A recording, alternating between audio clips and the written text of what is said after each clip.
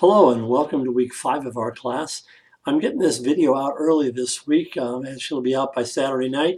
Hopefully you'll see it Saturday or Sunday or Monday because I'm attaching on our webpage a case study that we're going to look at Tuesday night in our virtual class. So our next virtual class is Tuesday evening. And I'm going to ask that you read the case study, which is going to be attached on our page, Applying Kotter's 8 Steps. This is a case study that was written by an individual about a make-believe company, but I want to analyze. I want to talk through the steps. I want to talk through the case, and I want to get your insights because I think the author has some good ideas, but I think you and your creativity are probably going to have some more. And I really want to analyze this from the perspective of how do you take a look at a business or a problem and apply this, as well as the Bridges approach too. So please read this paper before Tuesday night. It's only like 6-7 pages. It's not that long. But I do want you to come prepared to read it Tuesday night. We're also spending a little time Tuesday just clarifying any questions you still may have on your particular paper. I like the papers that I'm reading so far, but some of you are not really incorporating all the parts. So let's make sure that you get all the pieces in there, and especially that you consider where you might put some scripture in from time to time. So item number 1 this week is our virtual class on Tuesday. Item number 2 is your homework call. I have not looked at the videos for this week, but I will do that.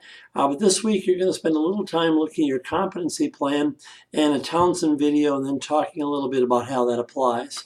Your case study this week, you're going to be reading, if you haven't already read Kotter, chapters 8 and 9.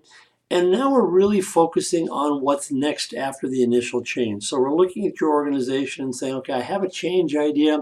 How do I set it up for continuous change? And how do I move that forward so the organization can be more and more productive? And also, again, as I said before, if you can have some scripture references, that would be good. Number 4 this week is difficult conversations. And it asks some good questions. You're going to read a little bit more of that chapter. But also, how you doing? Have you tried some difficult conversations? And if you have, how have they worked? You might even reflect on that a little bit with your homework partner this week if you've worked on some situations and maybe they've gone well and maybe they haven't gone so well. And you can talk through that process.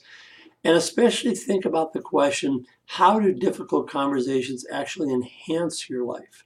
How are you better able to deal with the kind of things in the world because you're able to handle those difficult conversations? The last piece talks about motivation, and you're going to be looking at a video from Dr. Townsend, but also from Daniel Pink.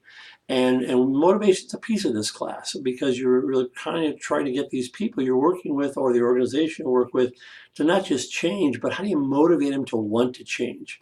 So that's where we are in week 5. I'm looking forward to reading your work from week 4, but I do ask that you take a look at that case study before Tuesday night so we can get going on that. Have a blessed weekend, and we look forward to seeing you this week. Goodbye.